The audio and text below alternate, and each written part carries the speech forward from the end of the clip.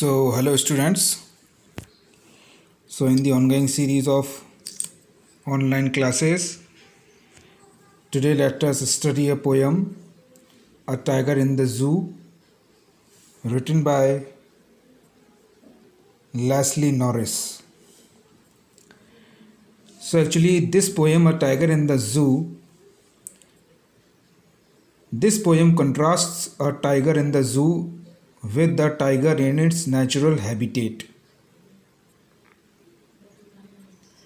The poem moves from the zoo to the jungle and back again to the zoo.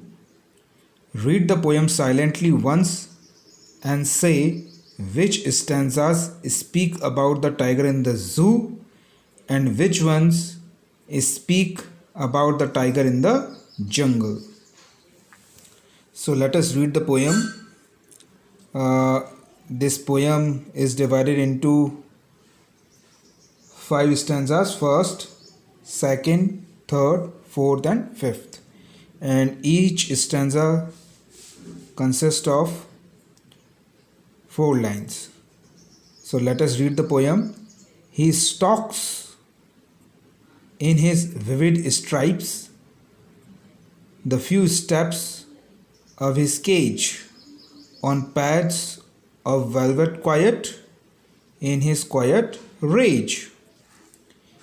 He should be lurking in shadow, sliding through long grass, near the water hole where plump deer pass.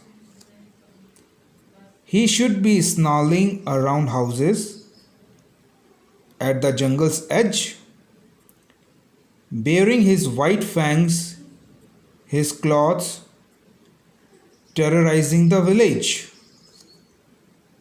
But he is locked in a concrete cell, his strength behind bars, stalking the length of his cage, ignoring visitors. He hears the last voice at night, the patrolling cars, and stares with his brilliant eyes at the brilliant stars. So this is the poem. Now let me explain the poem. Now in the first stanza, the poet describes a tiger in the zoo. He says that he stalks in his vivid stripes. You know that a tiger has stripes, black and yellow stripes, and that stripes are very bright. And he stalks. Stalks means to move secretly, to move stealthily, to move slowly and secretly in a dangerous way. So the tiger, who is caged in a zoo, stalks in his vivid stripes the few steps of his cage. He is trapped in a cage, so he does not have a very wide area to walk, but he can walk along the length and breadth of his cage, so few steps of his cage, on pads of velvet quiet. You know that the legs of tiger has velvet at the bottom, so that on pads of velvet quiet, very quietly he stalks in his quiet rage. Rage means feeling of violent anger. The tiger is very angry, but his anger is very quiet. Why is he angry? Because he is trapped in the cage. He is caged in the zoo. So obviously he is very angry, but his anger is very quiet. Now come to the next stanza. He should be lurking in shadow, sliding through long grass, near the water hole where plump deer pass. Now in the next stanza, the poet talks about a tiger who is free in the jungle.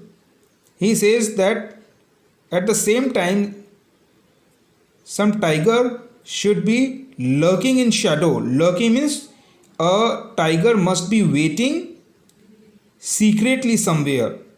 In the jungle, a tiger must be waiting secretly under the shade of trees, sliding through long grass, and he is walking through long grasses, and he is waiting there. He is sitting there. And where? Near the water hole, where water is available, near a pond or a lake, or where water comes out from mountains.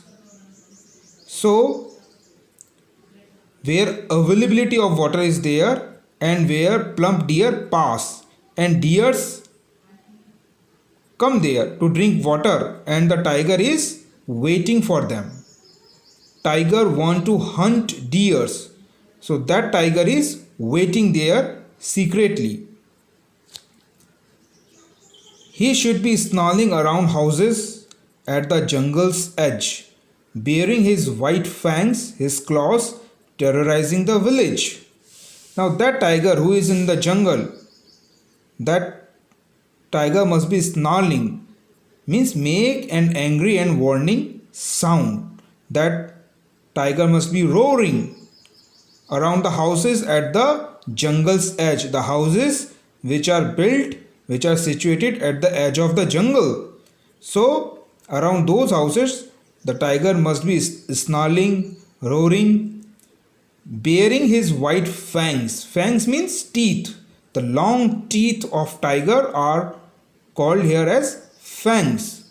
Baring his white teeth and his white nails, nails of his legs, toes, which are called long nails, claws, baring his white fangs and his claws, terrorizing the village. When the tiger roars, the resident of the village gets scared, gets terrorized.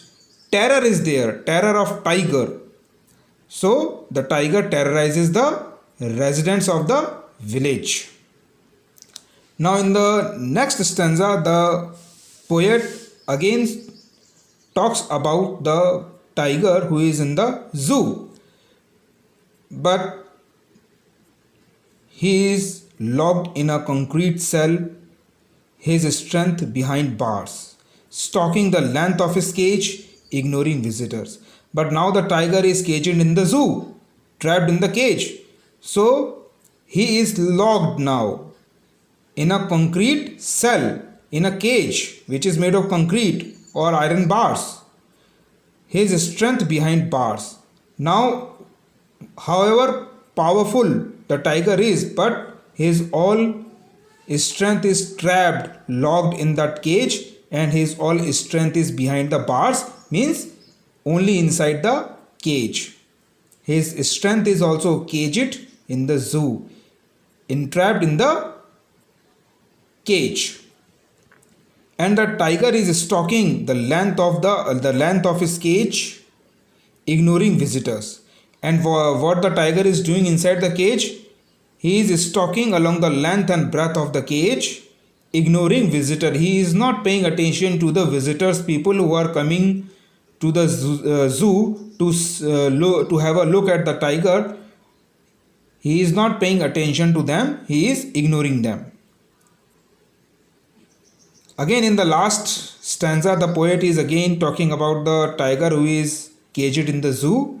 He hears the last voice at night, the patrolling cars.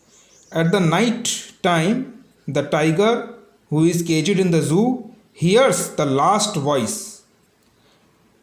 Voice of what? The patrolling cars. The cars which are on patrolling, they are sirening also. The tiger can hear the voice sound of the sirens also and their motors also. So he can hear the voice of patrolling cars and stares with his brilliant eyes at the brilliant stars. And the tiger stares with his brilliant eyes at the brilliant stars. He can do nothing in the cage because he is trapped in the cage. So he can just only look at the sky, at the bright twinkling stars. He is helpless there, he is caged there. So, in this poem, you can see a contrast is there between the tiger of a zoo and with the tiger of who lives in jungle. So students, I hope you have understood the poem very well. If you still have any query, any question, you may talk to me. Thank you.